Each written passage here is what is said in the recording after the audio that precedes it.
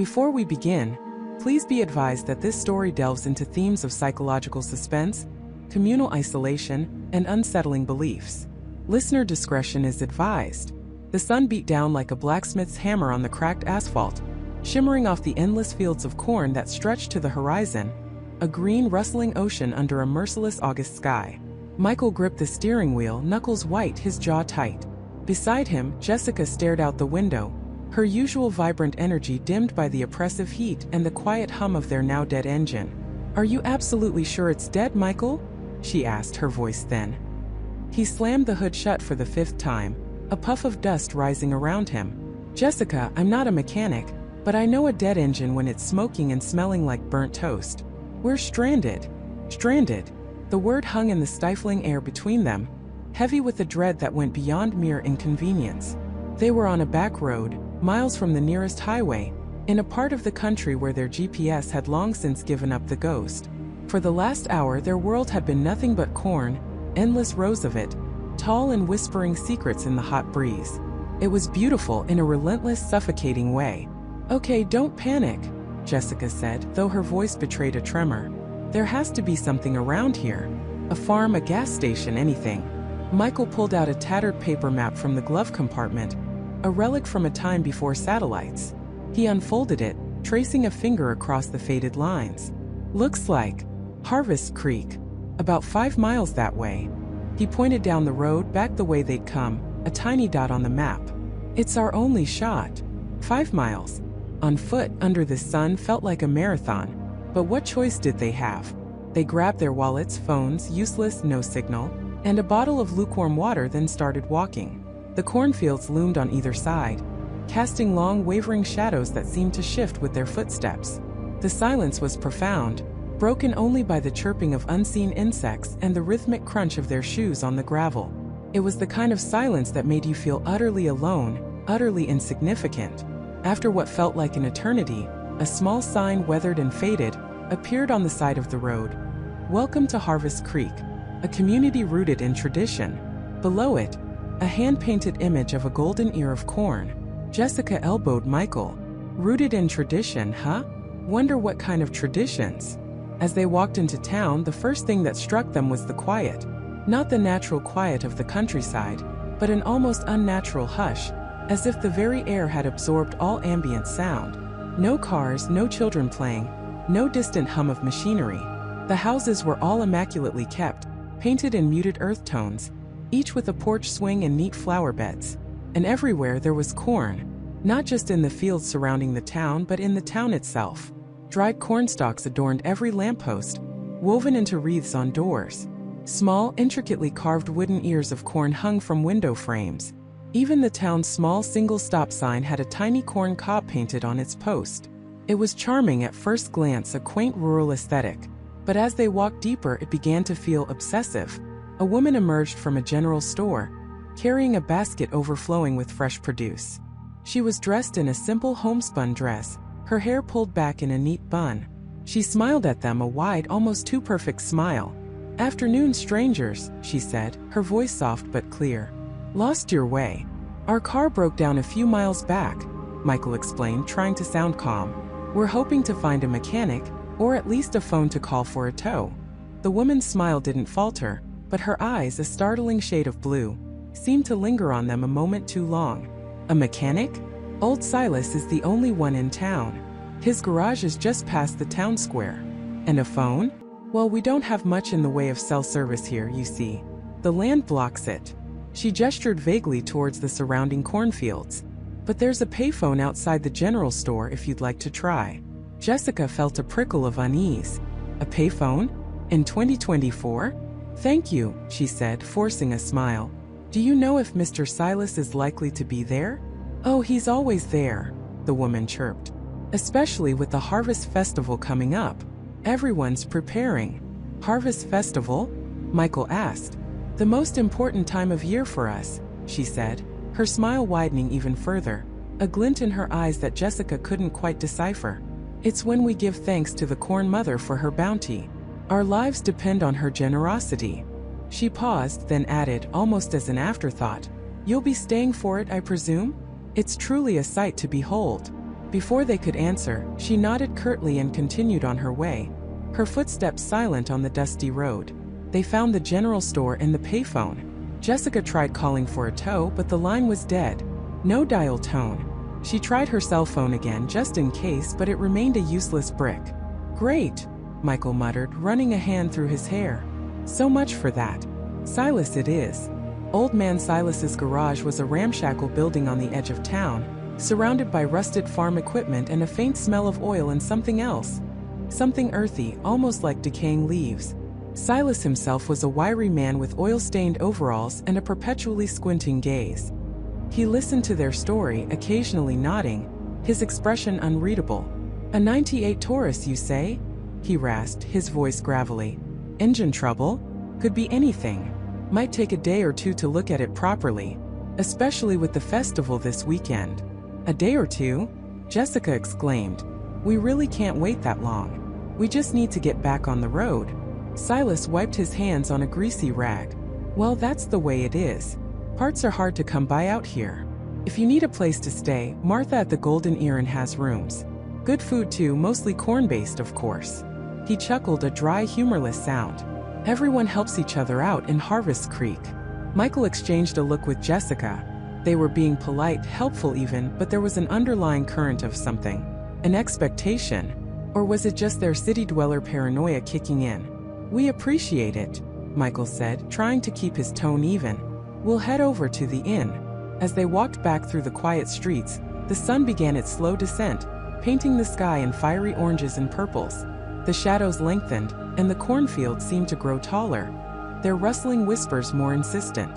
The town, which had seemed quaint in the daylight, now felt strangely sinister. The immaculate houses, the unwavering smiles, the omnipresent corn. It all coalesced into a feeling of profound unease. They found the Golden Earring, a two-story building with a porch wrapped around it. A sign above the door, carved from a single piece of wood, depicted a stylized ear of corn, its kernels radiating outwards like sunbeams. Martha, the innkeeper, was as outwardly friendly as the woman from the general store, her smile just as wide and unsettling. She ushered them into a small, clean room, promising dinner soon. Dinner was, as Silas had predicted, heavily corn-based. Cornbread, creamed corn, a thick corn chowder, and even a strangely sweet corn pudding for dessert. The other guests in the small dining room were all locals, speaking in hushed tones, occasionally glancing at Michael and Jessica with an unnerving curiosity. After dinner, feeling exhausted and vaguely unsettled, they retreated to their room. Michael tried the window, but it was painted shut. The heavy wooden door had a sturdy bolt, but it felt more like it was locking them in than keeping anyone out. This is weird, right? Jessica whispered, sitting on the edge of the bed. The corn. Everything. Michael sighed, rubbing his temples. It's a small, isolated town, Jess. They probably just really love their agriculture. And the festival, it's probably just a harvest celebration. He tried to convince himself as much as her. But then a low rhythmic chant began to drift in through the closed window, faint at first, then growing louder. It wasn't a song, but a guttural, repetitive sound, accompanied by a soft, insistent drumming. It seemed to come from the direction of the town square. Jessica's eyes widened. What is that? Michael walked to the window, pressing his ear against the glass. The chanting grew louder, a chorus of voices deep and resonant. He couldn't make out any words, but the cadence was hypnotic, almost primal. It was unlike anything he'd ever heard. Then, through a narrow gap in the curtains, he saw it. Procession. Dark figures moving slowly, deliberately, carrying what looked like torches. They were heading towards the very center of the town, towards a large, shadowy structure he hadn't noticed before. And as they passed under the inn's window, for a split second, the flickering torchlight illuminated what they carried. Not just torches, but bundles. Bundles of dried corn stalks bound together, shaped like crude effigies. And at the head of the procession, a much larger, more elaborate figure, also made of corn, being carried on the shoulders of several men. The chanting intensified, a chilling, reverent sound that seemed to vibrate through the very foundations of the inn. Michael pulled back from the window, his heart thumping. Michael, Jessica asked, her voice barely a whisper. What did you see? He turned to her, his face pale. The earlier unease had solidified into something cold and sharp. I think, he said, his voice flat, "We're not just stranded in a small town, Jess. We're stranded in a place that worships the corn." And as the chanting outside swelled, echoing through the quiet night, they both knew, with a certainty that chilled them to the bone, that escaping Harvest Creek might be far more complicated and far more dangerous than simply fixing a broken car. The low, guttural chanting vibrated through the floorboards, a primal rhythm that seemed to snake its way into their very bones. Michael's hand found Jessica's, squeezing it so hard his knuckles ached. Her grip was equally vice-like, cold and trembling. They stood frozen in the middle of their dimly lit room, the single bare bulb casting long, dancing shadows that seemed to mock their fear. "What is that?" Jessica whispered, her voice barely audible above the growing chorus outside. It wasn't just chanting now.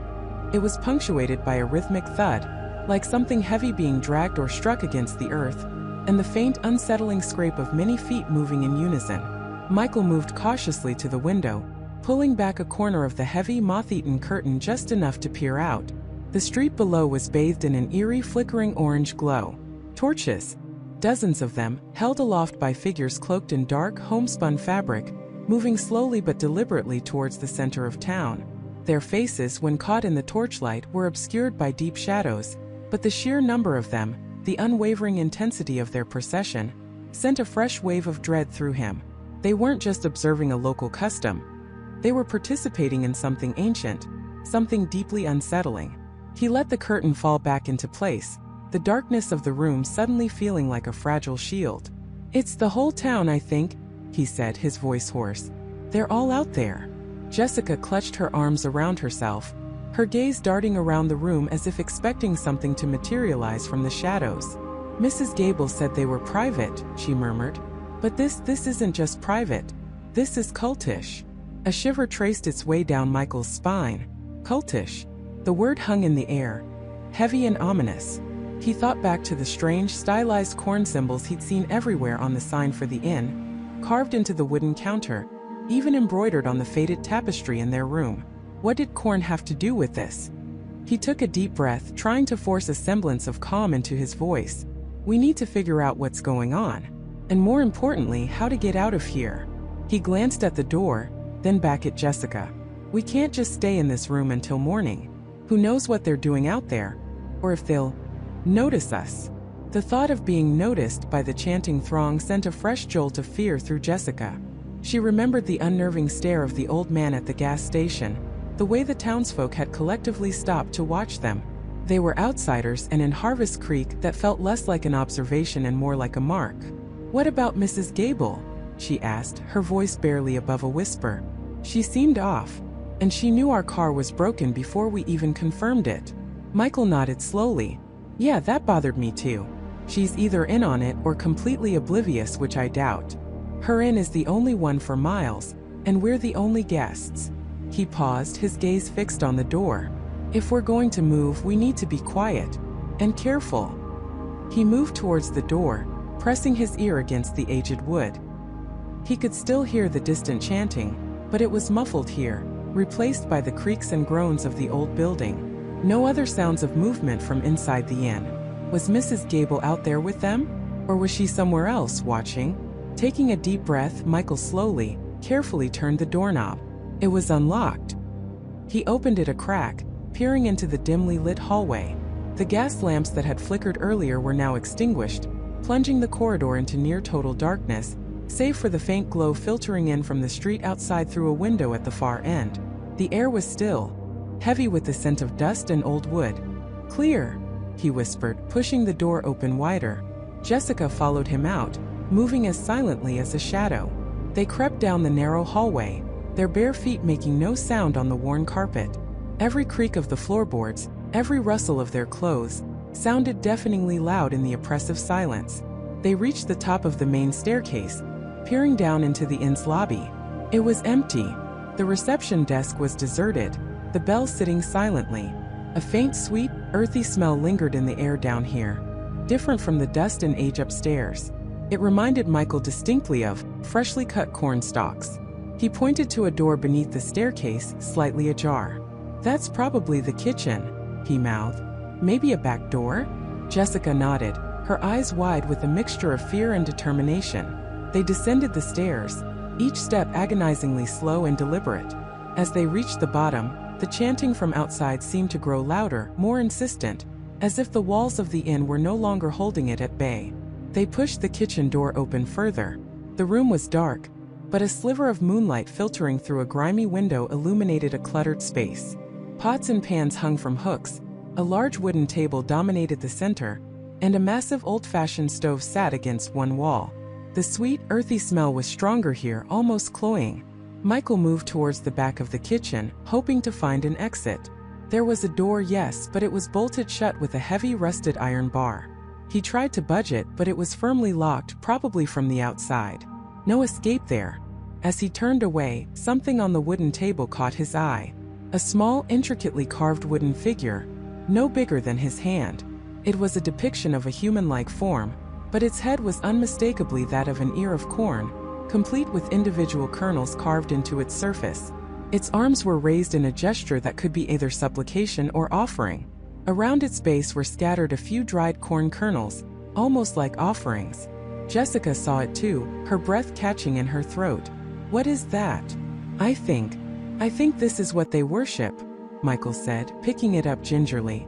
It felt smooth and cool beneath his fingers. The craftsmanship was surprisingly detailed for something so macabre. Suddenly, a faint sound from beyond a closed door at the far end of the kitchen made them both freeze. A soft, rhythmic scraping, like something being dragged across a stone floor. It was coming from what looked like a pantry or storage room. Michael exchanged a look with Jessica. Curiosity warred with their instinct for self-preservation. But they were trapped, and this might be their only chance to understand what they were up against. He moved stealthily towards the door, Jessica close behind him. He gently pushed the door open. The scraping sound stopped abruptly. The room beyond was smaller, colder, and darker than the kitchen, illuminated only by a faint, sickly green light seeping in from somewhere deeper within. The air was thick with the scent of damp earth and something else. Something metallic and vaguely sweet. Their eyes adjusted to the gloom, and what they saw made their blood run cold.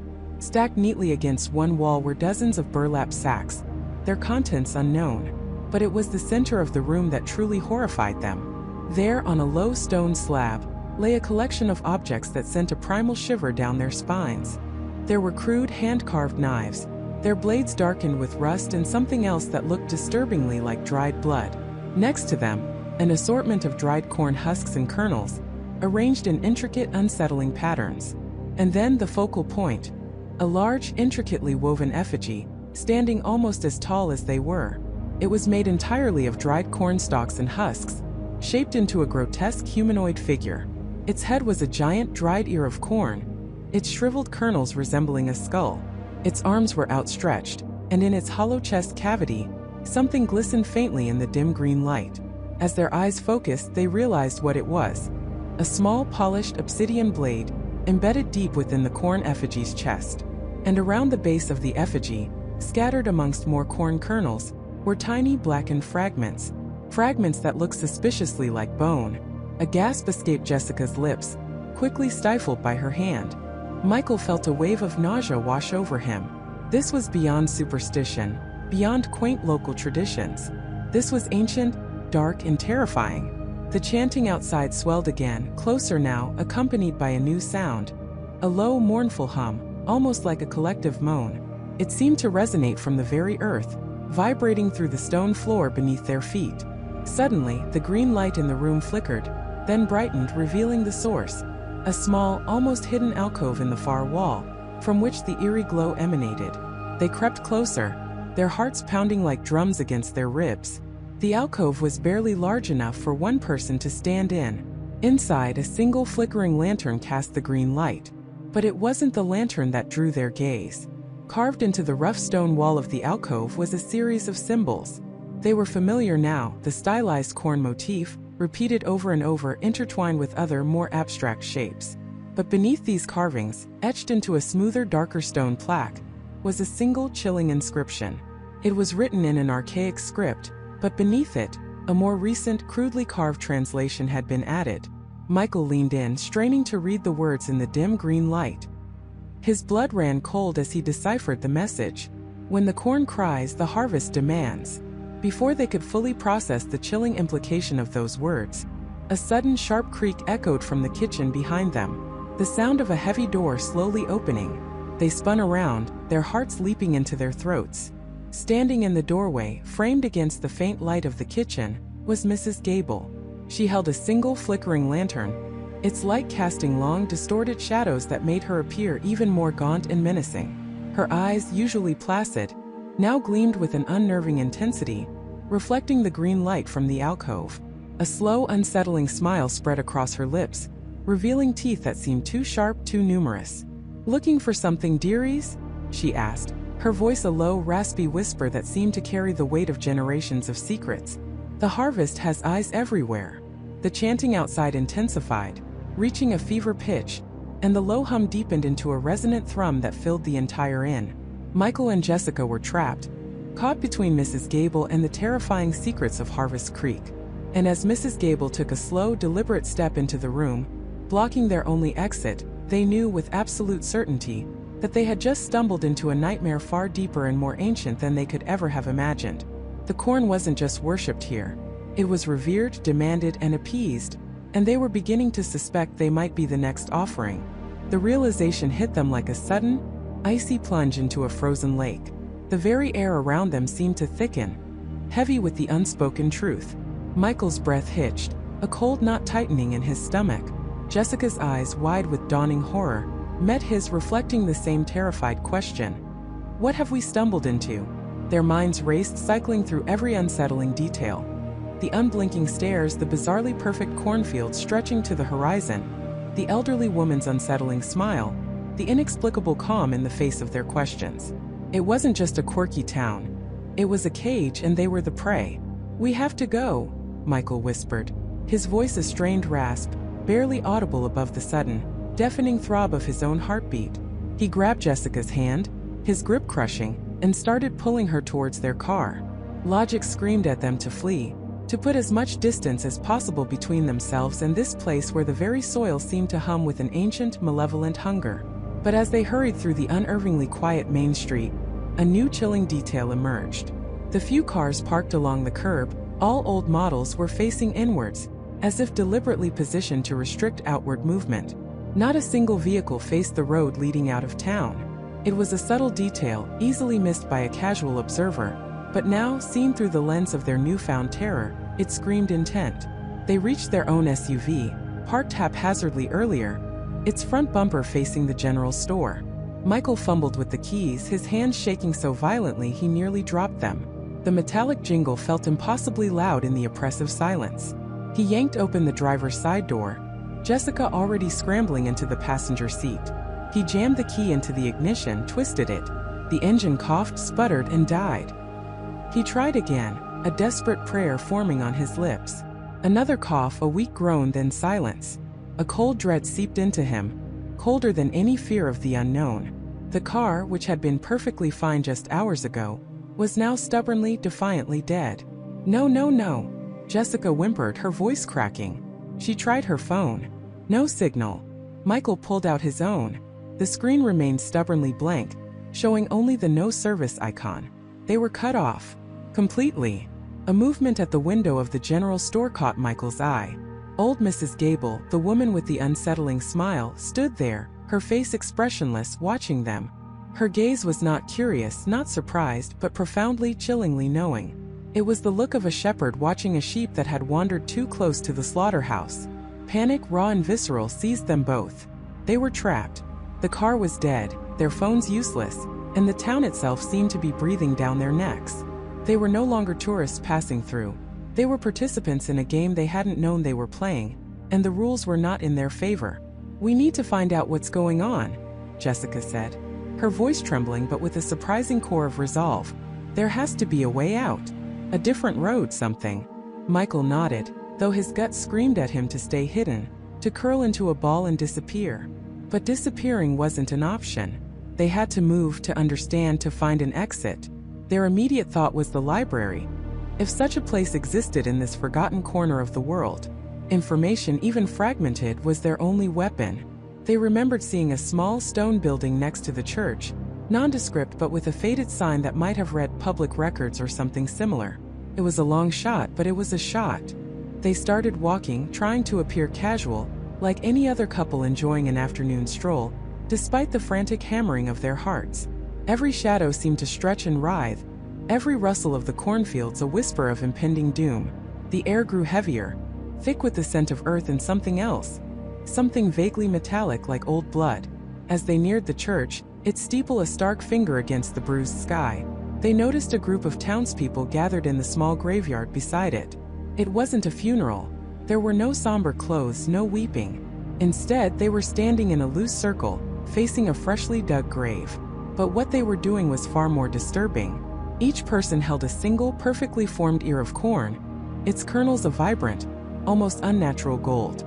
One by one, they stepped forward, muttering low incantations that were swallowed by the wind, and gently placed their ear of corn into the empty grave. It wasn't an act of mourning. It was an act of reverence, an offering. And then a young man, perhaps in his early 20s, stepped forward. He was pale, his eyes sunken, his movements slow and deliberate. He carried not corn, but a small hand-carved wooden doll, crudely fashioned but undeniably human-like. He placed it carefully on top of the pile of corn in the grave, then covered his face with his hands and began to sob, a raw, guttural sound of pure anguish. The others watched him, their faces devoid of sympathy, their gazes fixed on the grave. It was a ritual of profound sorrow, yet performed with an unsettling detachment by the onlookers. When the young man finally stumbled away, his shoulders shaking, an older woman among the group, her face etched with 1,000 wrinkles, stepped forward. She carried a small, tarnished silver trowel. With slow, deliberate movements, she began to shovel earth into the grave, burying the corn and the doll.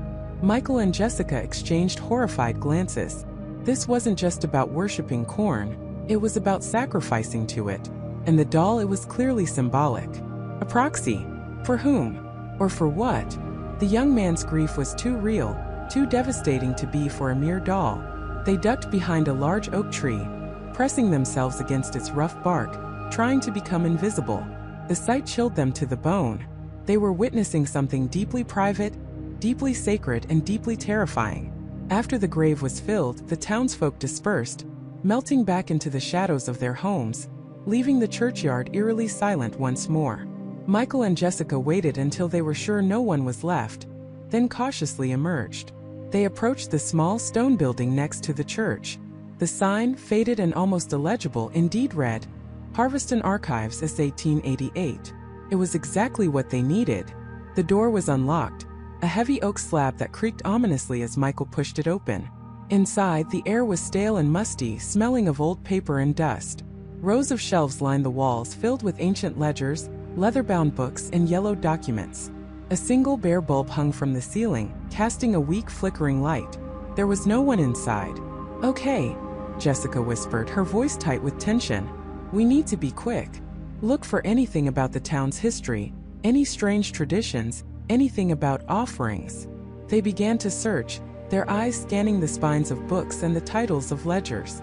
Most of it was mundane: tax records, birth and death certificates, property deeds. But then Michael found a section marked Local Lore and Customs. His heart hammered against his ribs.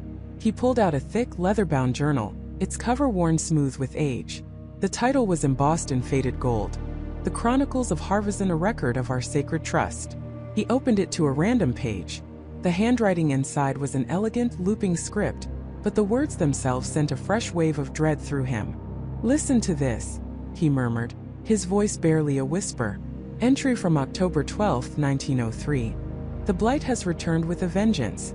The corn sickens, and with it our very souls. The elder council has met. The harvest demands its due. We pray the sacrifice will be accepted, and the bounty restored. Young Thomas, may his spirit find peace among the golden stalks." Michael looked up, his face pale. "Thomas? They sacrificed someone named Thomas." Jessica's hand flew to her mouth, stifling a gasp. "And the doll, the young man at the grave, he was mourning a Thomas too, wasn't he? A more recent one, perhaps?"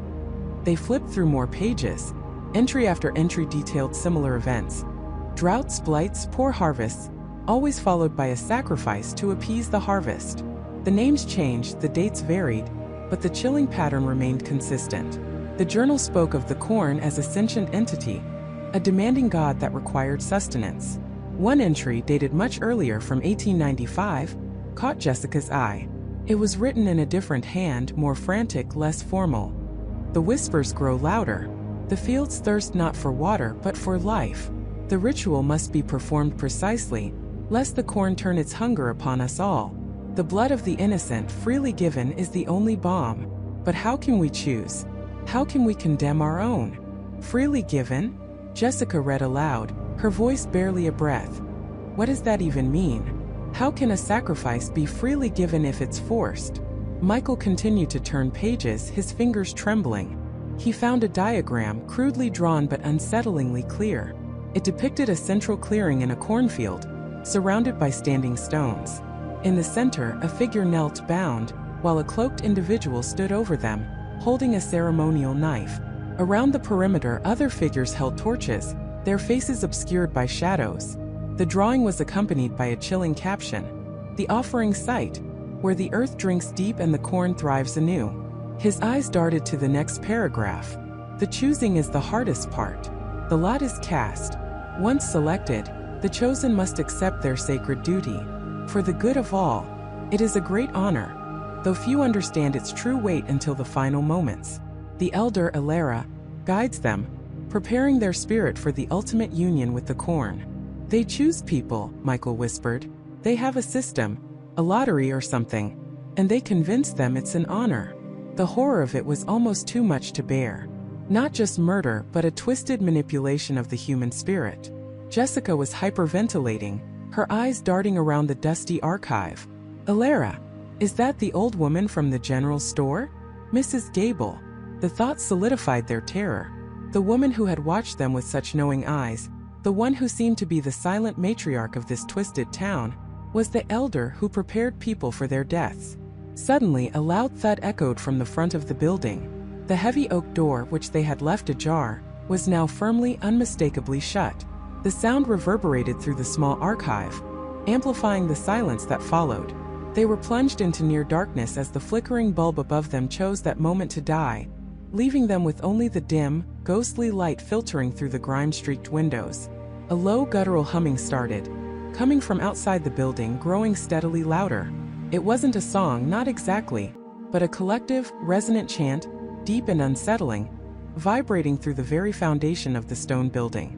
It was the sound of dozens of voices, all focused, all unified in a single eerie purpose. They were no longer just reading about the horrors of Harveston, they were living them. The town had found them, and the hunt had begun. They were trapped, surrounded, and the chilling truth of the harvest was no longer a theory, but a terrifying, imminent reality. And based on what they just read, the townsfolk were about to offer something far more substantial than corn to their demanding deity. They were about to offer them. The blood drained from Michael's face, leaving it a sickly pale. Jessica's hand flew to her mouth, stifling a gasp that still felt deafening in the suddenly suffocating silence of the dusty room.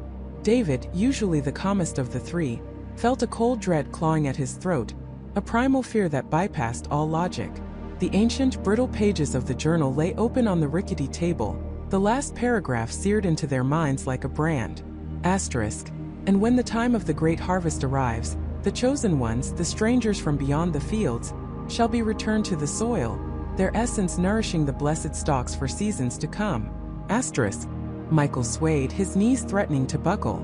He reached out, steadying himself against the worn wooden shelf, his fingers brushing against forgotten tomes. "No," he whispered, the sound raw, disbelieving. "No, this can't be real. It's a story. An old, twisted superstition." Jessica shook her head, tears welling in her eyes as she stared at the faded ink. "Michael, look at the dates. Look at the consistency across these entries. This isn't just a story. This is their history, their truth." Her voice cracked on the last word. "It says strangers from beyond the fields. That's us, Michael. It has to be."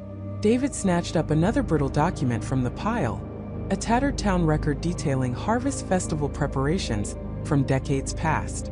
His eyes scanned it furiously. "And look here, in the margin of this census report from 1957, a handwritten note. The 2 travelers from Ohio disappeared before the full moon, a bountiful yield that year. And another, the family from California, their caravan found empty near Miller's Creek. The soil grew rich beyond measure. It's not just a ritual, it's a pattern. A horrifying, repeated pattern. He threw the document back down, his hand trembling. The air in the small archive room grew heavy, thick with the scent of old paper and the stench of their mounting terror. The quaint charm of Harmony's Peak had evaporated, replaced by a suffocating malevolence. Every friendly smile, every warm greeting, every offer of a peach pie now felt like a predatory lure. They hadn't stumbled upon a hidden gem. They had stumbled into a trap, and the trap was about to spring. "We have to go," Jessica urged, her voice barely a whisper, her eyes darting nervously towards the door. "Right now. We have to get out of here." Michael nodded, a sudden surge of adrenaline pushing through his shock. "She's right. We need to get to the car. We just leave everything. Forget the story, forget everything we learned. Just go."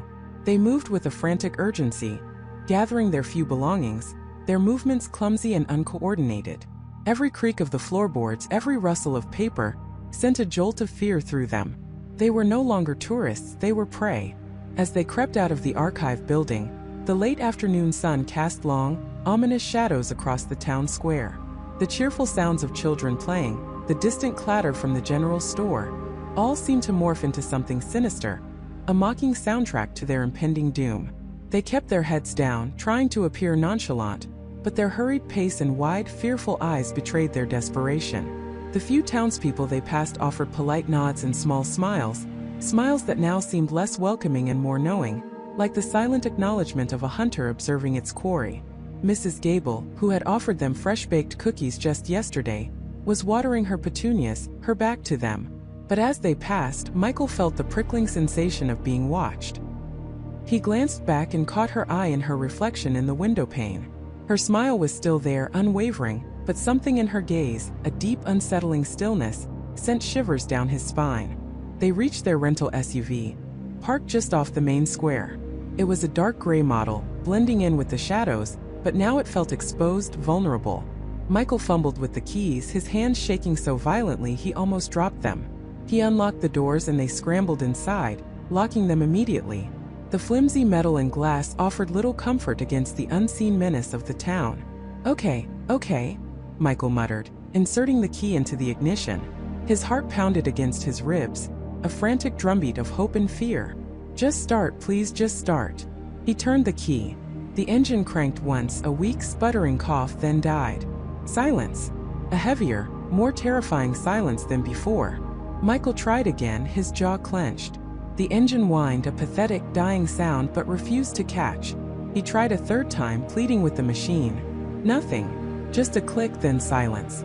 "What was that?" Jessica whispered, her voice tight with panic. "It was working fine this morning." David leaned forward, peering at the dashboard. "The fuel gauge, it's empty. How is that possible? We filled up just before we got here. It was almost full." Michael slammed his fist against the steering wheel, a frustrated growl escaping him. "They drained it. They knew. They've been watching us the whole time." The realization hit him with the force of a physical blow. Their car hadn't just broken down. It had been deliberately sabotaged.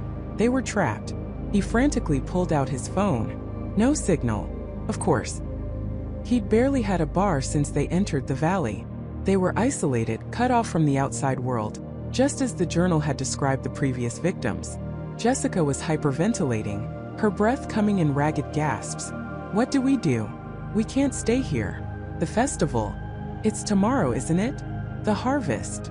Michael looked around, his eyes scanning the quiet street, then the towering cornfields that pressed in on the town from every direction. The stalks, once a symbol of rural charm, now looked like an impenetrable living wall, their rustling leaves whispering secrets they didn't want to hear. There was no main highway visible, no clear escape route. Harmony's Peak was nestled deep within the valley, accessible by a single winding road that they now realized must be their only way in and out, and it was likely being monitored. "We can't just sit here," David said, his voice strained but determined. "They know we know, or they suspect. We need to move. Find somewhere to hide or find another way out." "Another way out?" Jessica scoffed, pointing to the endless green maze. "Through that? We'll be lost in minutes. And they know these fields better than anyone." Michael's gaze fell on the town map they'd picked up from the general store, still crumpled in his pocket. He pulled it out, spreading it on the dashboard. Harmony's Peak was compact, a cluster of buildings around the square, surrounded by the fields. There was a small river marked on one side, but it looked shallow and winding, hardly a viable escape route. A few dirt tracks branched off, leading deeper into the fields, likely to farmhouses. "There has to be something," Michael muttered, tracing a finger along the lines. "A back road, a path. Something they wouldn't expect us to find." His eyes landed on a small, unmarked area on the map, a dense patch of woodland bordering the river, just beyond the farthest reach of the cornfields. It was labeled simply, "Old Growth Woods." "The woods," he said, pointing. "It's dense. If we can make it there, we might have a chance to hide at least until nightfall. Then we can try to move under cover of darkness." David looked at the map, then out at the encroaching shadows. "It's a long walk, Michael, and we're exposed the whole way. Anyone could see us." "Staying here is certain death," Jessica interjected, her voice firm despite her fear. "At least in the woods we have cover. We have to try." A flicker of movement caught Michael's eye. Across the square, old Mr. Henderson, who they'd seen whittling on his porch every day, was now standing by the entrance to the general store, his eyes fixed on their car. He wasn't smiling. His face was a mask of grim determination. And he wasn't alone. Two other men, burly farmers with weathered faces, stood beside him, their arms crossed, watching. A chill that had nothing to do with the fading sunlight ran down Michael's spine. They weren't just being watched, they were being observed, their every move tracked. The town wasn't just aware of their presence, it was closing in. "They know," Michael whispered, his voice barely audible. "They know we're trying to leave. We have to go. Now. And we can't go through the square." He pointed to a narrow alleyway between the general store and the old blacksmith shop, a dark, refuse-strewn passage that would lead them away from the direct line of sight of Mr. Henderson and his silent companions. "It's a risk," David said, his hand already on the door handle, "but it's our only chance." They slipped out of the SUV, moving like shadows, their footsteps muffled by the dust. The alley was even darker and more claustrophobic than it appeared. Filled with the stench of decay and stagnant water, they pressed themselves against the damp brick walls, heartbeats hammering in their ears, straining to hear any sounds of pursuit. Each rustle of wind, each distant murmur, amplified into a potential threat. They emerged on a quieter street, one that ran parallel to the main square, leading towards the edge of town where the cornfields began to give way to denser foliage. As they hurried down the street, keeping to the shadows of the houses, Jessica suddenly clutched Michael's arm, her eyes wide with fresh horror. "Look," she whispered, pointing towards the back of a seemingly abandoned farmhouse. There, in a small, overgrown patch of earth behind the house, was a crudely fashioned scarecrow. But this was no ordinary scarecrow. Its frame was made of gnarled, dark wood, twisted into a disturbing, almost human-like shape, and instead of straw, its body was stuffed with dried corn husks, bound tightly with coarse rope. Its head was a shriveled, grotesque pumpkin, but what made Jessica gasp was not the pumpkin itself, but what was impaled on its wooden spike. A small, tarnished silver locket identical to the one she wore, the one her grandmother had given her. It was a locket she had taken off and left on her bedside table in the guest house this morning. Their blood ran cold. This wasn't just a threat. It was a personal, terrifying message. A stark, undeniable sign that they were not only being watched, but that their every possession, their every movement was known. The town wasn't just waiting for them. It was playing with them, herding them like sheep to the slaughter. The terrifying truth of the harvest was no longer a theory, but a terrifying, imminent reality. And based on what they'd just read, the townsfolk were about to offer something far more substantial than corn to their demanding deity. They were about to offer them. The words echoed in Michael's mind, a chilling pronouncement that stole the air from his lungs. Them. It wasn't a metaphor, not a symbolic offering. It was a direct, horrifying statement. He looked at Jessica, her face drained of all color, her eyes wide with a terror that mirrored his own. The ancient, brittle pages of the journal lay open, its archaic script now screaming a message far more sinister than any they could have imagined. They weren't just curious outsiders anymore. They were the main course. A cold dread seeped into Michael's bones, turning his blood to ice. He felt a primal urge, an instinct to run, to scream, to tear down the walls of this suffocating room. But his body felt rooted to the spot, paralyzed by the sheer enormity of the revelation. Jessica let out a small strangled gasp, her hand flying to her mouth, stifling a sob. "Michael," she whispered, her voice barely audible. We have to get out of here. Now." Her words jolted him back to a terrifying reality. He snatched the journal, clutching it like a lifeline, as if the ancient text itself held the key to their survival. He didn't know why, but he had a gut feeling it was important. "You're right," he managed, his own voice sounding alien and strained. "We need to go. Fast." They scrambled from the hidden room, their movements clumsy and frantic in the oppressive darkness. The panel creaked shut behind them with a sound that seemed deafening in the silence, a finality that made Michael's heart pound against his ribs. The study, once a place of quiet discovery, now felt like a cage. Every shadow seemed to writhe, every creak of the old house a whisper of impending doom. They burst into the hallway, their eyes darting left and right, searching for any sign of movement, any hint of the danger they now knew lurked just beyond the walls. The house was unnervingly silent, a silence that felt heavy, pregnant with expectation. It was the kind of quiet that precedes a storm, or perhaps, in their case, the kind of quiet that precedes the hunt. "The front door," Jessica urged, pulling on his arm. "We have to get to the car." Michael nodded, his mind racing. The car. Their only link to the outside world, to safety, to a life that suddenly seemed impossibly distant. They moved like ghosts, their footsteps muffled by the worn carpets, every nerve ending screaming. As they approached the main entrance, a chilling sight stopped them dead in their tracks. The heavy oak door, which they had left ajar, was now firmly closed. And not just closed. A thick, rusted chain, clearly not there when they entered, was wrapped multiple times around the handles, secured by a padlock the size of Michael's fist. It gleamed faintly in the dim light, a stark, metallic declaration of their imprisonment. Jessica gasped, a choked sound of pure despair. She lunged forward, her fingers tearing at the cold links, but it was useless. The chain was unyielding, a symbol of their shattered hope. Michael felt a wave of nausea wash over him. They were trapped. "Someone knew," he muttered, his voice hoarse. "Someone was watching us." He scanned the entrance hall, his gaze falling on the tall, narrow windows flanking the door. They were boarded up, not just from the outside, but from the inside too, with planks nailed so securely that even a battering ram would struggle. This wasn't a recent development.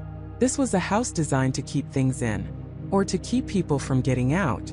A low, guttural thud resonated from somewhere above them, followed by a faint creak. Michael's head snapped up. "Did you hear that?" Jessica was frozen, her eyes wide with terror. "Upstairs," she whispered. "Someone's here." Panic, cold and sharp, pierced through Michael's last vestiges of composure. They weren't alone in the house.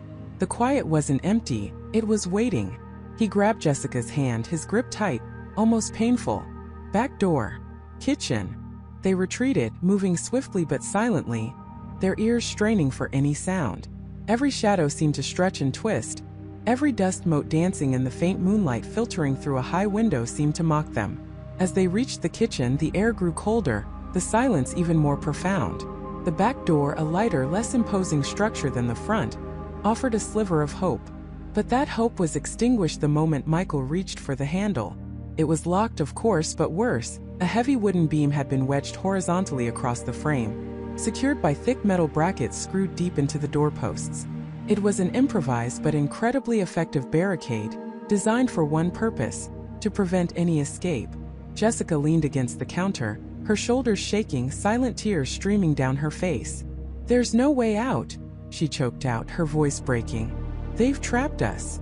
Michael felt a surge of adrenaline, pushing past the despair. "No," he insisted, his mind working furiously.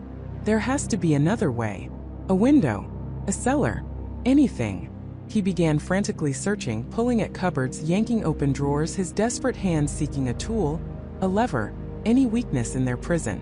The journal, still clutched in his other hand, felt heavy, a constant reminder of their predicament. Suddenly, a faint scraping sound came from outside the kitchen window, followed by a soft, rhythmic thud. Michael froze, pulling Jessica back into the shadows beneath the counter. He peered cautiously over the sill, his heart hammering against his ribs. Through the grimy pane, he saw it. A figure silhouetted against the pale moonlight, moving slowly, deliberately, around the perimeter of the house. It was old Mr. Abernathy, his gaunt frame hunched, a long heavy stick in his hand, tapping it against the ground as he walked. His eyes, even from a distance, seemed to glow with an unnerving intensity, scanning every inch of the property. He wasn't just patrolling, he was guarding. And he certainly wasn't alone. Michael could make out other figures, vague shapes moving silently in the deeper shadows of the cornfields surrounding the property, their presence a palpable, suffocating weight. The entire town was awake. The entire town was watching. They were surrounded. Michael pulled Jessica closer, pressing a finger to his lips, urging her to silence. He could feel her trembling uncontrollably. The air grew thick with unspoken fear. The house, which had once felt like a sanctuary of forgotten secrets, was now a coffin. "The journal," Jessica whispered, her voice barely a breath. "What else did it say? When is it? When is the harvest?" Michael's eyes darted to the ancient pages. He hadn't had time to process everything, his mind reeling from the initial shock. He quickly scanned the last few entries, his finger tracing the faded ink. It talks about the blood moon," he murmured, deciphering the difficult script. "A specific alignment. When the crimson eye watches from above, the earth shall drink its due." He flipped a few more pages, his heart sinking with each word. "It's tonight, Jessica. The blood moon. It's tonight." A sob escaped Jessica's lips. "But why us? We just stumbled in here. Why would we be the ones?" Michael's gaze fell on an earlier passage, one he'd dismissed as poetic nonsense before. It says, "The chosen are those unburdened by the soil, fresh seeds for the ancient roots, untainted by the prior year's toil." It means outsiders, Jessica. People who aren't from here. People who haven't been purified by living in the town cycle. He looked up, his eyes meeting hers, full of a desperate, terrifying understanding. We were the perfect strangers. The perfect offering. The realization hit them like a physical blow. They weren't just unlucky, they were specifically selected. Their arrival wasn't a coincidence. It was a fulfillment of an ancient prophecy. The hospitality, the strange smiles, the constant surveillance. It all clicked into place, a monstrous puzzle finally complete. A sudden sharp rap echoed from the front door, making them both jump. It wasn't Mr. Abernathy's stick. It was a firm, deliberate knock. Then another, louder. "They know we're awake," Jessica whispered, her voice laced with pure terror. "They're coming for us." Michael's eyes darted around the kitchen, his mind racing, searching for any possible escape.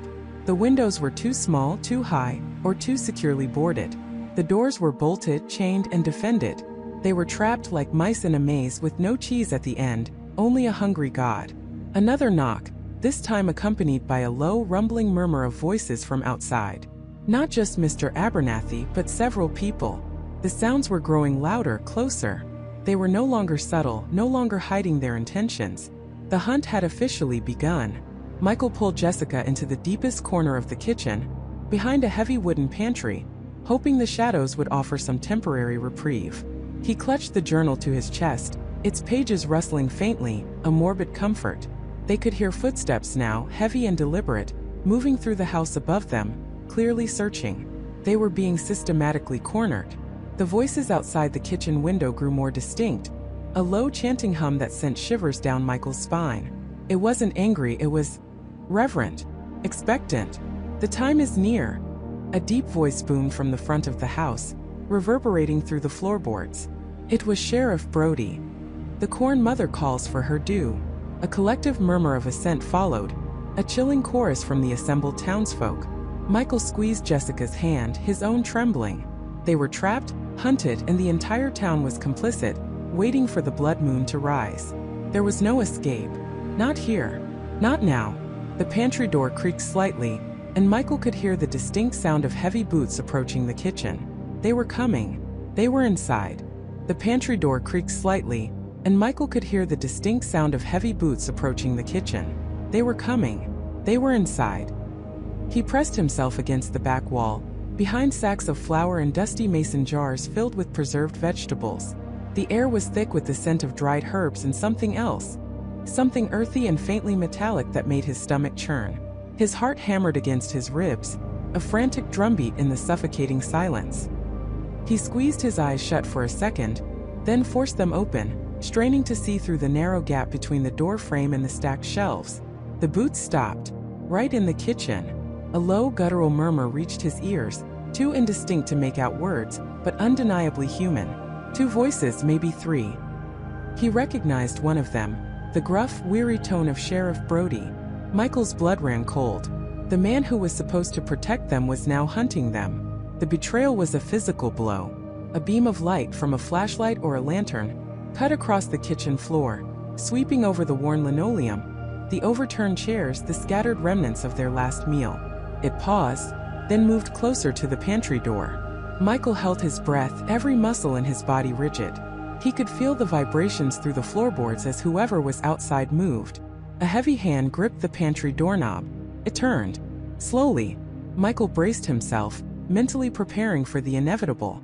The door swung inward with a groan, revealing a sliver of the kitchen. A large figure stood silhouetted against the dim light filtering in from the windows, holding a lantern.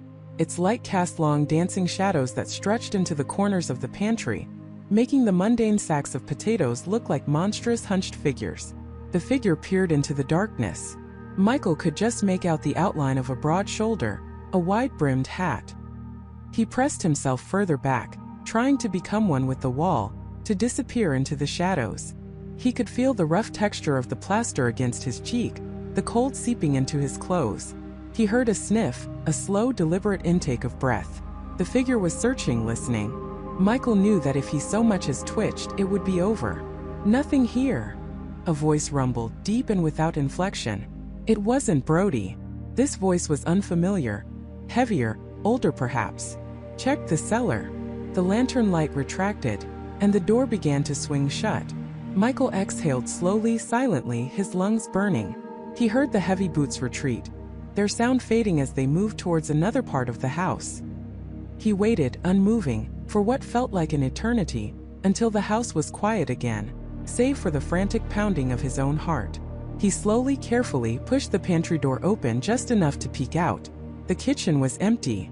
The lantern was gone. He slipped out, moving with a predator's caution, his eyes darting around the room. The back door was ajar, letting in a sliver of the moonlit night. They hadn't come through there. That meant they were still inside the house, searching. His first thought was Emily. Where was she? He had to find her. He had to know she was safe. He crept towards the living room, his bare feet silent on the wooden floorboards. The air was still and heavy, charged with a palpable sense of dread. Every shadow seemed to shift. Every creak of the house sounded like an approaching footstep. "Emily," he whispered, his voice barely audible. No answer. He moved into the hallway towards the stairs. He ascended them slowly, gripping the banister for support, his eyes scanning every landing, every closed door. He could hear faint muffled sounds from downstairs now, the occasional thud, the low murmur of voices. They were thorough. They were searching every inch of the house. He reached the top of the stairs and moved towards their bedroom. The door was slightly ajar. He pushed it open gently. The room was bathed in the pale moonlight filtering through the window. The bed was unmade, a pillow askew. But Emily wasn't there. His gaze fell on the dresser. Something was out of place. A small, crudely fashioned doll, made from dried corn husks and tied with bits of twine, sat perched on Emily's jewelry box. It hadn't been there before. He picked it up. It felt rough and brittle in his hands. A faint, sweetish smell like dried blood and something herbal clung to it. His stomach lurched. This wasn't a child's toy. This was a warning, a symbol. He looked around frantically. Her clothes were still in the closet, her toothbrush still in the bathroom. There was no sign of a struggle, no overturned furniture. It was as if she had simply vanished, or been taken without a fight. He moved to the window, peering out into the night. The town was alight, but not with the usual comforting glow of porch lights. Instead, flickering torchlight danced in the distance, illuminating figures moving purposefully down the street, all heading in the same direction, towards the vast, ominous cornfield that stretched beyond the town limits. The blood moon hung heavy in the sky, a grotesque, swollen eye watching over the scene, casting everything in an eerie crimson hue. It was larger now, closer, more intense than it had been hours ago. The deadline was upon them. They had Emily. They had taken her to the cornfield. The realization hit him like a physical blow, stealing his breath. Panic clawed at his throat. He had to go. He had to get her back. He turned from the window, his mind racing. He couldn't just walk out the front door. They were still downstairs. He considered the back door again, but remembered it was ajar. Too risky. He needed a distraction, an escape route. His eyes fell on the small window in their bathroom, overlooking the side yard. It was high, but he could probably squeeze through. He rushed in, pushing aside the shower curtain. He climbed onto the toilet, then onto the small vanity counter, straining to reach the window latch. It was old and stiff, but with a desperate grunt, he managed to unlatch it. He pushed the window open. A sudden loud crash from downstairs made him freeze. They had found something, or they were just being destructive. He heard heavy footsteps approaching the staircase again, faster this time. They were coming back up. He didn't have time. He squeezed through the narrow opening, scraping his shoulder and hip on the frame. He dropped to the damp grass outside, landing with a soft thud. He didn't wait, didn't look back. He ran. He ran across the lawn, keeping to the shadows of the houses, his breath ragged in his chest. The air was cold and damp, carrying the faint sweet smell of corn and something else. Something metallic again, like fresh earth after a rain, but with an unsettling edge. He could hear the distant murmur of the town, the low rhythmic chanting that seemed to rise and fall with the wind, drawing him towards the cornfield. He darted between houses, through overgrown backyards, trying to avoid the main roads where he might be seen. He caught glimpses of other townspeople, moving like silent specters, all dressed in dark, simple clothing, their faces grim and determined. They carried lanterns, some carried what looked like bundles of dried corn stalks, or small sharp tools that glinted ominously in the moonlight.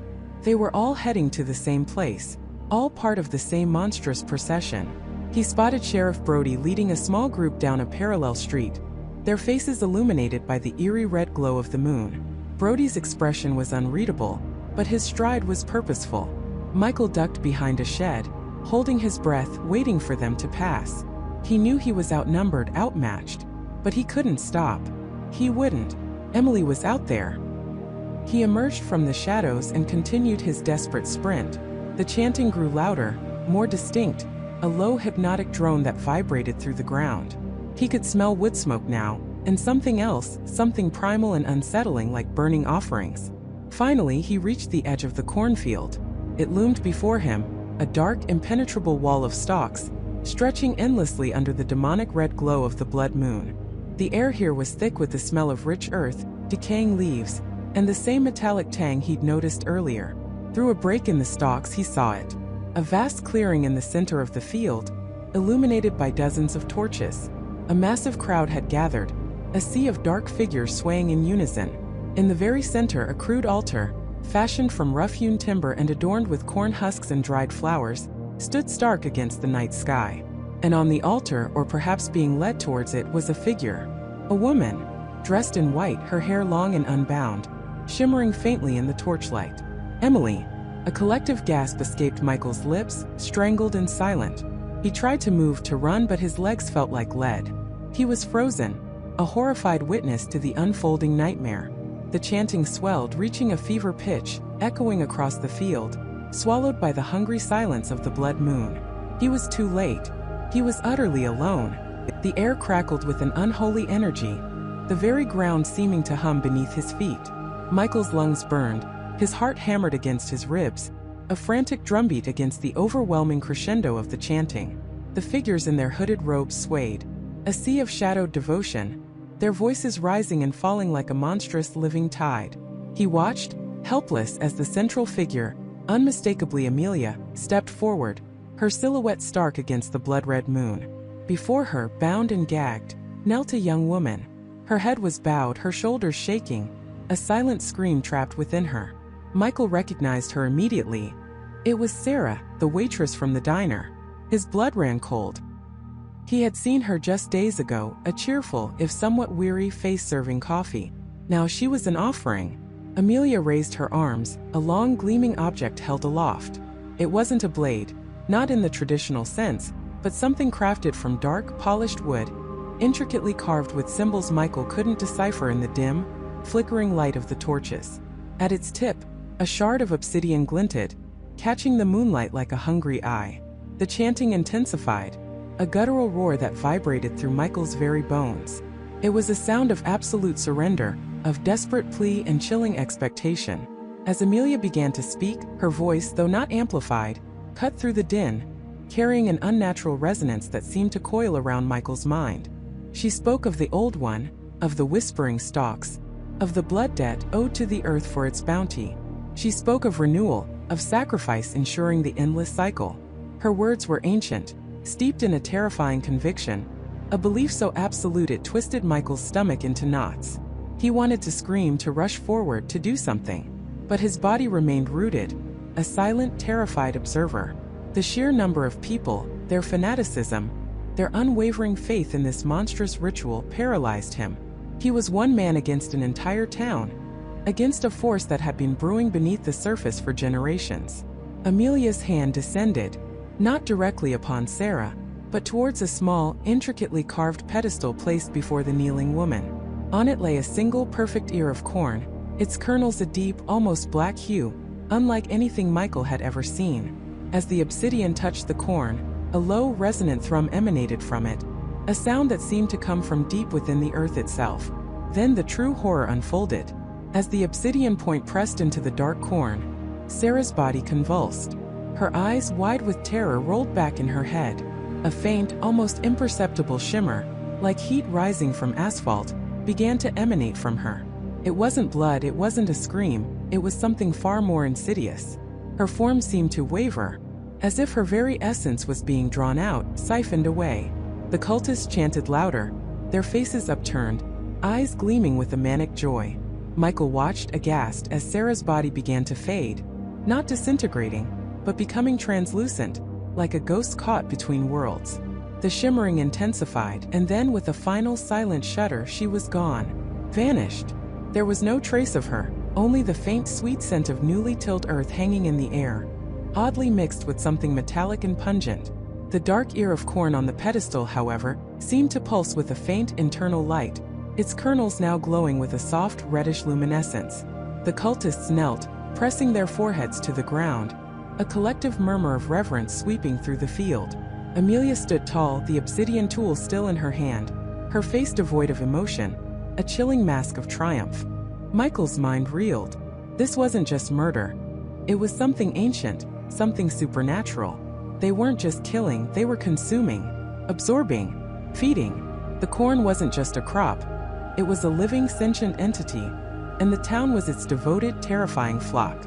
He knew with a certainty that chilled him to the bone that he had witnessed something he was never meant to see. He had seen the true face of Havenwood, and it was hungry. A rustle in the stalks nearby made him stiffen. He pressed himself further into the muddy earth, his heart leaping into his throat. Had they seen him? Had someone broken rank? He held his breath, straining his ears, the lingering echoes of the chanting still ringing in his head. It was just the wind, he told himself, trying to calm his racing pulse. Just the wind playing tricks. But the paranoia was a cold, sharp blade against his neck. He couldn't stay here. He had to get out, to process what he'd seen, to figure out what his next move could possibly be. But where would he go? Who would believe him? He began to crawl backward, inch by agonizing inch, trying to make no sound, no disturbance in the rustling field. Every dry stalk seemed to crack like a gunshot, every whisper of the wind a potential threat. He kept his eyes fixed on the distant figures, their ritual now shifting into a phase of quiet contemplation, their attention still fixed on the glowing corn. As he slowly retreated, his hand brushed against something hard and metallic buried shallowly in the earth. He froze, then carefully dug around it. It was a small tarnished silver locket, shaped like a heart, half buried in the mud near where Sarah had been kneeling. He recognized it instantly. Sarah always wore it, a cheap but sentimental piece. It must have fallen off during her struggle, a final poignant trace. He clutched the locket tightly, a cold knot forming in his stomach. This was proof, tangible proof of her presence, of her horrifying end. But what good was a locket against an entire town? Against a power that could make a person vanish into thin air? He continued his agonizing retreat, the locket now a burning weight in his palm, He needed to get back to his car to get out of this field, out of this town. But as he reached the edge of the cornfield, where the dirt path met the overgrown weeds, a figure emerged from the shadows. It was Deputy Miller. He stood there, silhouetted against the waning glow of the blood moon, his face obscured by the brim of his hat. He wasn't looking at Michael. He was looking into the cornfield, his expression unreadable, his stance rigid. He was wearing his uniform, his patrol car likely parked discreetly somewhere nearby. A new wave of dread washed over Michael. Miller, of course, the deputy who had been so dismissive, so quick to assure him everything was fine. He wasn't just ignoring the cult, he was part of it. He was guarding it. Michael pressed himself flat against the ground, half hidden by a tangle of thorny bushes. His breath hitched. Miller was just yards away, a silent, menacing sentinel. If he moved, if he made a sound, it was over. He was trapped between the horror he had just witnessed and the very law enforcement meant to protect him. He watched Miller, his heart hammering against his ribs.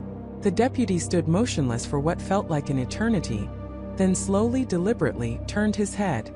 Michael squeezed his eyes shut for a split second, convinced he had been seen. But when he opened them, Miller was still gazing into the field, a strange, almost reverent look on his face. Then, Miller reached into his pocket and pulled out a small, leather-bound journal. He flipped it open, scanning its pages in the dim light, occasionally nodding to himself. Michael squinted, trying to make out details, but it was too dark. What was in that journal? More cult secrets? A record of their victims? A cold gust of wind swept through the field, carrying with it the faint, sweet metallic scent Michael had noticed earlier. Miller took a deep breath, as if savoring it, then closed the journal and tucked it away. He gave the field one last, lingering look, then turned and began to walk away, heading towards where Michael assumed his patrol car was hidden. This was his chance. As soon as Miller was out of sight, Michael scrambled to his feet, ignoring the throbbing pain in his knees and the stinging scratches on his arms. He didn't dare use the path. He plunged back into the cornfield, moving parallel to the path, desperate to put distance between himself and the ritual site. The locket was still clutched in his hand, its cold metal a stark reminder of Sarah. He ran blindly through the labyrinthine rows, the towering stalks now feeling less like a hiding place and more like prison bars. Every rustle sounded like footsteps, every shadow a lurking threat. He imagined eyes watching him from between the stalks, the silent, judging gaze of the cultists, of the corn itself. He ran until his lungs screamed for air, until his legs ached with exhaustion, until he was sure he had put a significant distance between himself and the ritual. He burst out of the field onto a deserted dirt road, disoriented but free. He didn't know where he was, but it didn't matter. He just needed to find his car. He stumbled down the road, the moon now dipping lower, casting long, eerie shadows. The adrenaline was slowly receding, replaced by a crushing wave of despair and terror. He had proof, yes, but against an entire town, against a seemingly supernatural force, what could he possibly do? As he walked, his foot hit something solid. He looked down. It was a discarded old metal sign, half buried in the weeds. He kicked at the dirt, clearing it. The sign was faded, rusted, but the words were still legible. Welcome to Havenwood. Founded 1783. Population 1427. Beneath that, crudely etched into the metal, was another inscription, almost invisible unless you knew to look for it. It read, "The harvest is forever." A shiver ran down his spine. The harvest is forever. Not just the corn, but the people, the sacrifices, the cycle. He was no longer just investigating a missing person. He was caught in a nightmare far older, far deeper than he could have ever imagined. He had witnessed a monstrous truth, and now he was a marked man in a town where everyone was either a worshiper or a potential offering. He had to escape, not just Havenwood, but the very knowledge he now possessed. Because if they knew he knew, his fate would be sealed, just like Sarah's. He had to disappear, to vanish, to become another ghost in the whispering stalks. But first, he had to find a way out, and he had to do it before the sun rose, before the town woke up, before the corn remembered his presence. The realization slammed into David with the force of a physical blow, leaving him gasping for air that felt thick with the dust of ages and the scent of decay. Sarah wasn't just missing. She was part of this place, consumed, transformed, another offering to the silent, watchful stalks. The terror that had been a dull throb beneath his skin now erupted into a full-blown panic. He had to disappear, to vanish, to become another ghost in the whispering stalks. But first, he had to find a way out, and he had to do it before the sun rose, before the town woke up, before the corn remembered his presence. His legs, stiff with fear and exhaustion, moved as if through treacle. Every rustle of the leaves, every creak of the dry stalks, sounded like footsteps behind him, like the slow, deliberate approach of something ancient and hungry. The air, once merely cool, now felt icy, pressing in on him from all sides. He stumbled over unseen roots, his injured ankles screaming in protest, but he couldn't stop. To stop was to surrender, to become one with the earth, one with the corn.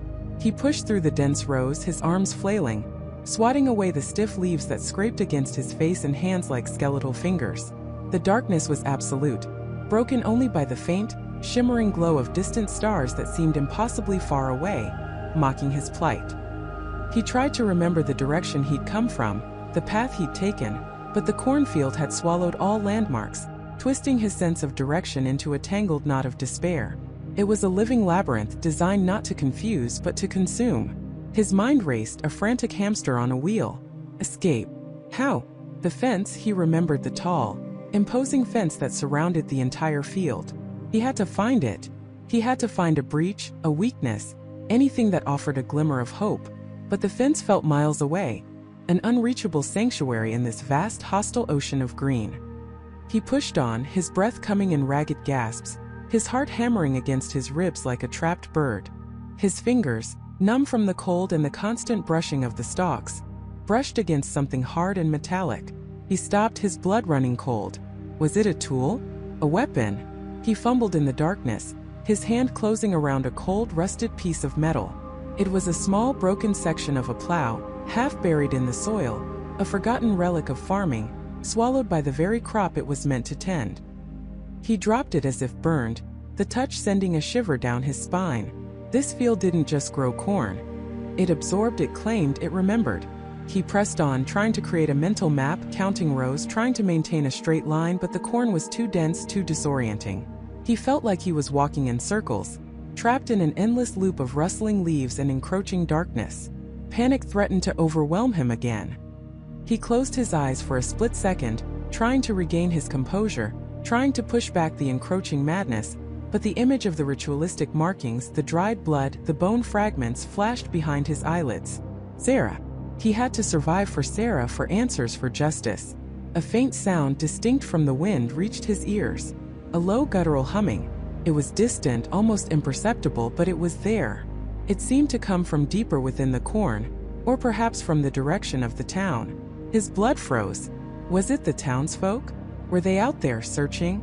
Or was it something else, something far more ancient and terrifying, awakened by his trespass? He dropped to his knees, pressing himself against the damp earth, trying to make himself small, invisible. The humming continued, a low resonant thrum that vibrated through the ground, through his very bones. It wasn't human. It was too deep, too sustained, too organic. It sounded like the earth itself was singing, or perhaps groaning. He waited, heart pounding, for what felt like an eternity. The humming faded slowly, imperceptibly, until only the wind remained, a mocking whisper through the stalks. He slowly rose, his muscles screaming in protest. He couldn't stay here. He had to keep moving. He had to find the edge.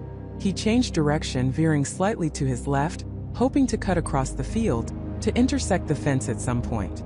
He stumbled again, his foot catching on something soft and yielding. He fell forward, his hand sinking into something slick and viscous. A wave of nausea washed over him as the metallic sweet smell hit him. He scrambled back, his flashlight, which he hadn't dared to turn on, suddenly feeling impossibly heavy in his pocket. He didn't need it. His fingers told him enough. It was blood, fresh, and beside it, partially buried, was a crude, sharpened wooden stake. His mind reeled. Another sacrifice? Or was this where they prepared them? The thought made him gag. The town wasn't just performing rituals, they were actively sacrificing. And Sarah? He couldn't bear to think about it. He had to get out. Now. He pushed himself up, his eyes wide, straining against the darkness. Every shadow seemed to coalesce into menacing shapes, every rustle a hidden presence.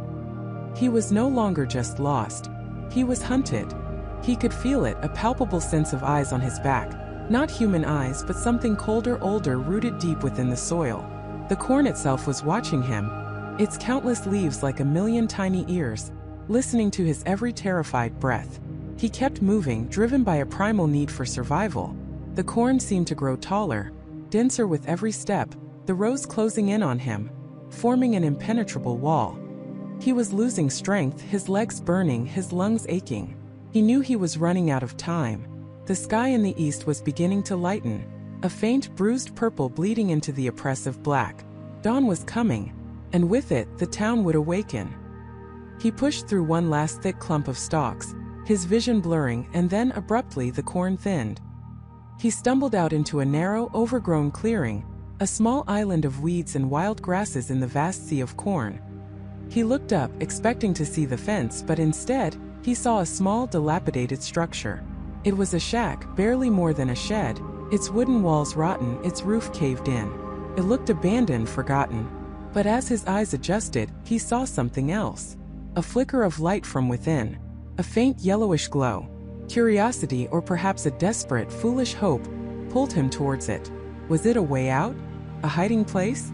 Or another trap? Every instinct screamed at him to flee, to keep running, but his body refused to obey. He was drawn to the light like a moth to a flame, knowing it could be his end, but unable to resist the lure of a potential answer, a potential escape. He crept towards the shack, his heart pounding a frantic rhythm against his ribs. The light flickered, casting eerie, dancing shadows through the gaps in the rotting wood. He reached the side of the shack, pressing his ear against the warped timber. He heard a faint murmur, voices. More than one. He held his breath, straining to hear. The words were indistinct, muffled, but the tone was clear. It was a ritual. Prayer. He moved to a cracked window, partially boarded up, and peered through a narrow gap.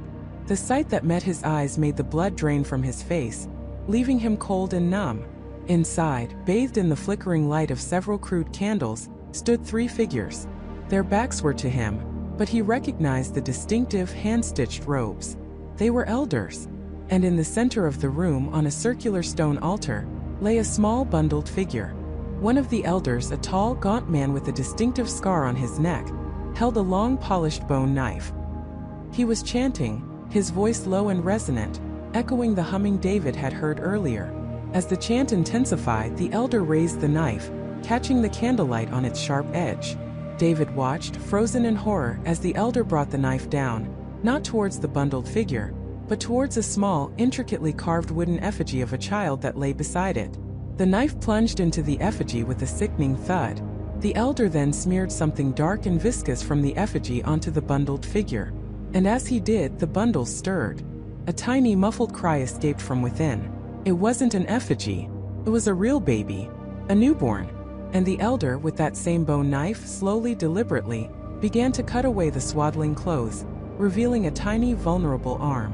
The faint, bruised purple in the eastern sky was now a sickly gray, promising the full horror of dawn.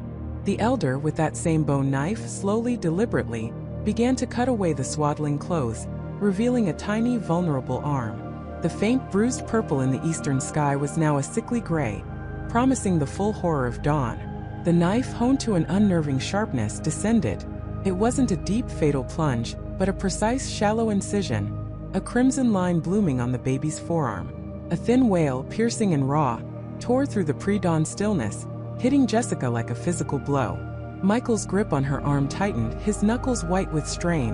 The elder, seemingly unfazed by the infant's cry, dipped a gnarled finger into a small, wooden bowl held by one of the cloaked women. She retrieved a thick, golden paste, its texture granular, its scent earthy and sweet, like freshly milled grain. Slowly, meticulously, she smeared it over the baby's cut, working it into the tiny wound. The baby's cries subsided into whimpers, a chilling submission. Jessica's breath hitched, a silent scream trapped in her throat. Every instinct, every fiber of her being, demanded she burst from the shadows, wrench the child away. This wasn't just a brutal act, it was a perversion, a grotesque mockery of life. The paste, It smelled like corn, ground corn, mixed with something else. The blood. This was a binding, a sickening ritual to claim a newborn for their monstrous beliefs. The elder then lifted the infant high, facing the rising sun, the golden paste gleaming on its arm. Her voice, ancient and resonant, boomed across the silent square. Behold the gift, marked by the great sustainer, bound to the earth, to the soil, to the harvest. From the blood, life. From the seed, sustenance. The cycle continues. The Golden One nourishes us, and we in turn nourish it. Blessed be the corn. A low guttural chant rose from the gathered figures, a unified hum that vibrated through the very ground. Blessed be the corn. Blessed be the corn. The sound was deep, primal, and utterly terrifying. It was the sound of complete, unyielding devotion to something dark and unfathomable. Jessica felt a wave of nausea, her stomach churning. The air itself seemed to thicken with their fervor. Michael's hand clamped over Jessica's mouth, muffling her choked sob. Her eyes, wide with horror and a desperate, maternal fury, met his. He shook his head, a desperate, silent plea. Asterisk, not now. We can't. Asterisk, he knew the second she moved, they were dead. The sheer number of them, their fanatical devotion, the chilling lack of hesitation in their ritual, it was overwhelming. They were surrounded by madness. A rustle nearby. Was it them? Or just the wind stirring the dry leaves in the alleyway? Michael's head snapped to the left. A cloaked figure at the edge of the square, closer to their hiding spot than he remembered, shifted, its head cocked slightly, as if listening. The chanting continued, making it hard to be sure, but the feeling of being watched, of being felt, was palpable. Every shadow seemed to stretch, to hold a hidden eye. Now, Michael whispered, his voice barely audible, a ragged whisper against the backdrop of the chilling chant. We have to move. Now. He pulled Jessica back, deeper into the shadows of the alleyway, away from the square. Their escape meant navigating the town, which was now fully awake, albeit in a ritualistic trance. The cornfield, the very thing that both fascinated and terrified them, was their only hope. It was a monstrous maze, but it offered cover. They moved like ghosts, using every shadow, every narrow gap between buildings. The chanting faded behind them, replaced by the rhythmic crunch of their own footsteps on the dry earth, a sound that felt deafeningly loud in the oppressive silence of the town's periphery. They could still hear the distant murmur of the crowd, the low hum of the elders' continued pronouncements, like a heartbeat of dread. The town felt different now, no longer just eerie and unsettling, but actively hostile, a living entity whose sole purpose was to protect its monstrous secret. Every window seemed to be a watchful eye, every creaking board a warning. They reached the edge of the sprawling cornfield, the towering stalks a dark, impenetrable wall against the sickly gray sky. The air here was heavy with the scent of earth and ripening grain, but also something else, something cloying and ancient, a smell that was both organic and utterly unnatural. It was the smell of the town's obsession, of the blood and devotion poured into the soil. Michael pushed through the first few rows, the dry leaves scratching at their faces, the stalks brushing against them like skeletal fingers. Jessica followed, her heart hammering against her ribs, the image of the baby's arm seared into her mind. The cornfield immediately enveloped them, swallowing them whole. Sunlight, now a pale watery yellow, struggled to penetrate the dense canopy above. Each row looked identical, a terrifying labyrinth designed to disorient and trap. A shout from behind them. They had been seen. The rhythmic chanting of the ritual was replaced by the frantic shouts of pursuit. Footsteps pounded on the earth, growing closer, louder, then fading as their pursuers entered the maze. The townspeople, no longer entranced by the ritual, were now hunters, their fanaticism sharpened by the chase. Michael and Jessica plunged deeper, running blindly. The sounds were distorted, amplified, then swallowed by the rustling stalks. They could hear their own ragged breaths, the frantic beat of their hearts, the snap of dry leaves underfoot. The corn felt suffocating, an endless maze. Every rustle, every shadow seemed to hold a threat. The stalks towered over them, blocking out the sky, creating a claustrophobic tunnel vision. The air was thick and still, trapping the heat and the oppressive scent of the corn. As they ran, a strange sensation began to creep over Jessica. It wasn't just the physical exertion or the terror. The air within the cornfield felt thicker, almost viscous. She felt a subtle vibration beneath her feet, a low hum that seemed to resonate from the very earth, through the roots of the corn. It was like the field itself was alive, breathing, watching a colossal silent entity. A whisper, faint and indistinct, seemed to brush against her ears, a language she couldn't understand, yet felt in her bones, a chilling suggestion of sentience. Michael, stumbling momentarily, swore under his breath. "Did you feel that?" he gasped, not looking back, just pushing forward, his voice strained. "The ground. It's like it's vibrating. And the air." He trailed off, unable to articulate the unsettling feeling that pervaded the dense rows. They ducked under a broken stalk, scrambled over a fallen one, their clothes snagging, their skin scraped by the rough leaves. A cloaked figure, suddenly appearing at the end of a row, saw them. A guttural cry, more animal than human, split the air.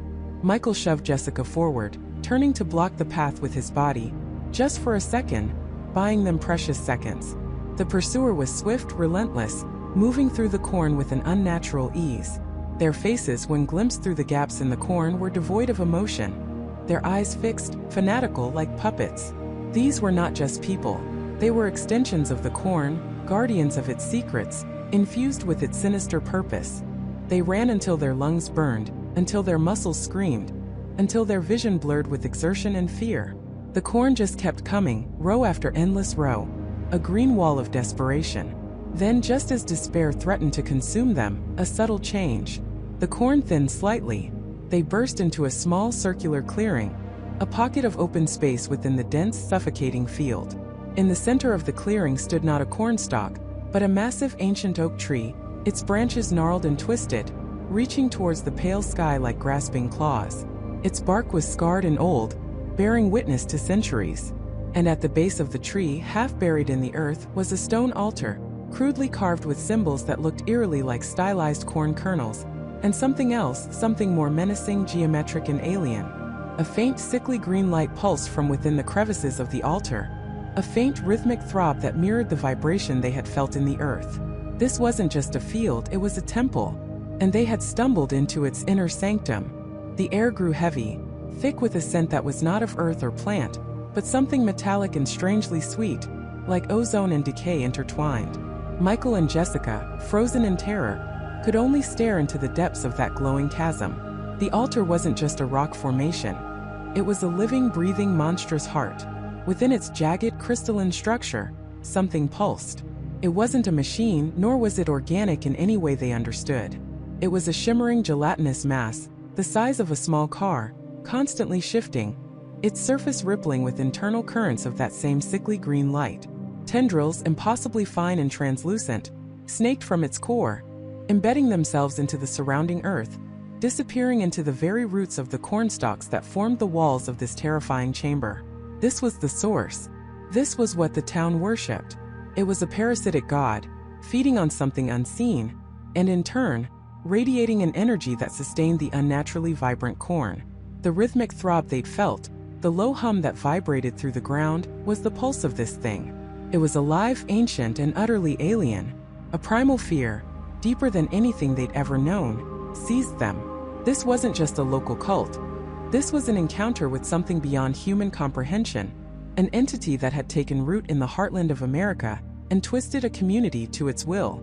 A low, guttural growl escaped Michael's throat, a sound torn from his very soul, as the full, horrifying scope of their discovery crashed over him. Jessica's hand flew to her mouth, stifling a scream, her eyes wide with a terror that mirrored his own. They had stumbled into a place where the veil between worlds was thin, and something monstrous had slipped through. Then a rustle. Not the gentle whisper of corn in the wind, but a deliberate, heavy movement. From the narrow gaps in the towering corn stalks, figures began to emerge. First a shadow, then a silhouette, then the unmistakable forms of the townspeople. They moved without haste, without a sound, their faces grim, their eyes fixed on Michael and Jessica with an unnerving, unified intensity. Mayor Thompson stepped forward, his usually jovial face now a mask of cold, unyielding resolve. Behind him, Sheriff Miller, his hand resting on the holster of his sidearm, his gaze as devoid of warmth as a winter sky. They were all there. The old woman from the diner, the young man from the gas station, the quiet couple from the general store. Dozens of them forming a silent, unbroken circle around Michael, Jessica, and the pulsating green altar. They didn't carry pitchforks or torches. Their weapon was their unwavering unity, their silent, collective menace. "You shouldn't have come here." Mayor Thompson's voice was low, devoid of its usual folksy charm, resonating with an authority Michael had never heard from him before. "You were warned. We all warned you." Michael found his voice, though it was hoarse, strained. "What is this, Mayor? What is that thing?" He gestured wildly towards the glowing, shifting mass within the altar. A faint, almost imperceptible smile touched the mayor's lips, a smile utterly devoid of humor. "That, Michael, is our benefactor, our protector, our lifeblood." He spread his arms slightly, encompassing the entire cornfield, the town beyond, and the people surrounding them. "It feeds us. It keeps us healthy. It ensures our harvest is always bountiful, our families always safe. In return, we give it what it needs." Jessica, her voice trembling, managed to ask, "What does it need?" Sheriff Miller stepped closer, his eyes glinting in the sickly green light. "It needs nourishment. It needs devotion. And sometimes it needs a little help to keep its garden growing." His gaze lingered on them, and the implication was a cold spike of ice in their chests. The air grew colder, even as the green light intensified, casting grotesque shadows that danced across the faces of the townspeople. They weren't just farmers, they were guardians, fanatics, and they had been living a lie, a horrifying, beautiful lie, sustained by something unspeakable. "You don't understand," Michael pleaded, trying to appeal to the mayor he thought he knew. "This is wrong. This isn't natural. You're sacrificing people, aren't you? That's what happened to David and Emily, wasn't it?" Mayor Thompson's eyes narrowed. David and Emily made their choice. They were offered a place, a purpose. They chose to defy it, and in doing so they threatened our purpose. The corn provides, but it also demands. It brings life, but it can also take it away. His voice was calm, almost soothing, which only made his words more terrifying. He spoke of sacrifice as if it were a simple agricultural exchange. The townspeople shifted, a low murmur passing through them, a sound like dry leaves rustling. Their eyes, once merely watchful, now held a glint of something predatory. They were no longer the simple, friendly folk of Havenwood. They were a single, unified organism, driven by a devotion that transcended humanity. "We saw the journal," Jessica interjected, her voice gaining a surprising strength despite her fear. "We know about the great offering. We know what you've been doing." A flicker of something, annoyance perhaps, or a brief, fleeting regret, crossed Mayor Thompson's face before it hardened once more.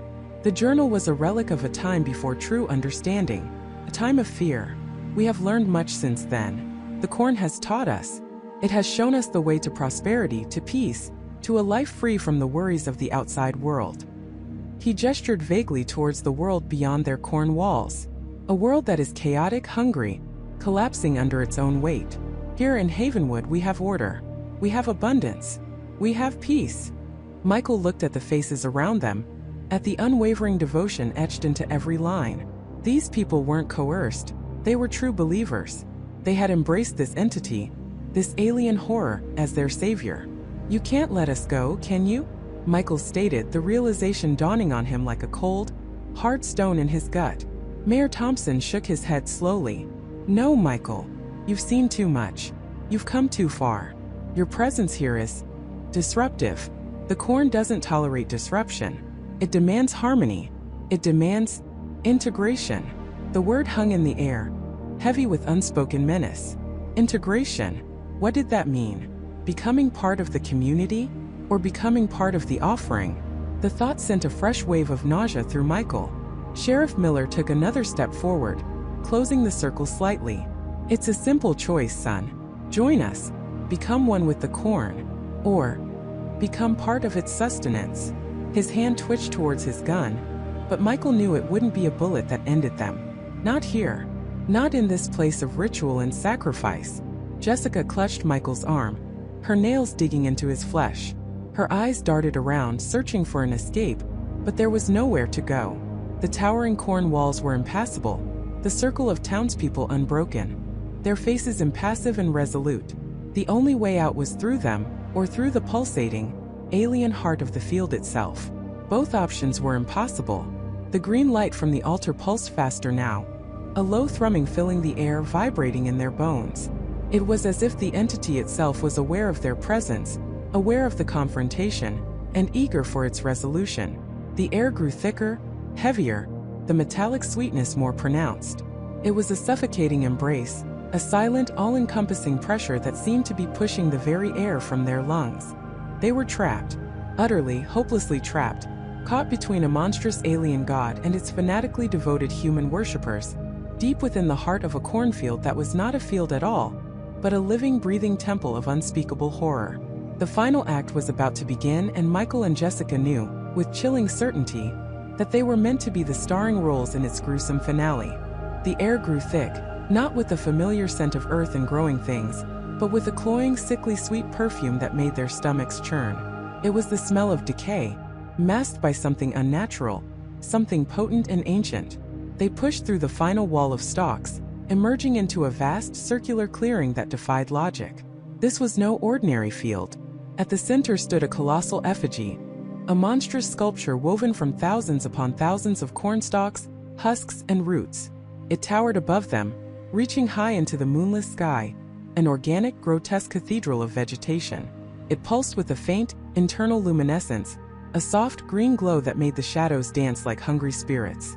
At its base, a gaping maw, a dark void framed by twisted husks, seemed to breathe in the night air. And within that maw, barely discernible in the dim light, Jessica saw them, small, shriveled forms, embedded in the fibrous walls, their limbs contorted, their faces frozen in silent, eternal screams. Desiccated, human, Elder Thomas stood before this horror, his arms outstretched, his face a mask of ecstatic reverence. Around him, in a silent, unblinking circle, were the entire townspeople of Harmony Creek. Their eyes, reflecting the eerie green glow of the effigy, were wide and vacant, filled with a terrifying devotion. They chanted, a low guttural hum that vibrated through the very ground beneath Michael and Jessica's feet. "Welcome, children," Elder Thomas's voice boomed, amplified by the resonant space. "Welcome to the heart of the ever-harvest. Welcome to the embrace of the Corn King." He gestured towards the colossal structure. "It hungers. It blesses. It ensures our bounty generation after generation. And tonight, it will bless Harmony Creek with new life, with your life, woven into its eternal cycle." Suddenly, hands seized them. Rough, calloused hands, belonging to the townspeople who had seemed so docile just hours before. They were dragged forward, towards the gaping maw of the Corn King, towards the elder, who now held aloft a ceremonial knife. It was crafted from obsidian, its blade wickedly sharp, its handle intricately woven with dried cornstalks. "You try to understand," the elder continued, his voice dripping with condescension. "You tried to interfere. But some truths are not meant for outsiders. Some cycles must not be broken. The Corn King demands purity. It demands sacrifice. And you, Michael and Jessica, are the purest offerings we have found in decades. Your very intrusion has made you perfect." Michael struggled, kicking and twisting, but the grip of the townspeople was surprisingly strong, fueled by a terrifying collective fervor. Jessica thrashed, her mind racing, fighting against the primal fear that threatened to consume her. The sickly sweet scent intensified, assaulting her senses, making her dizzy.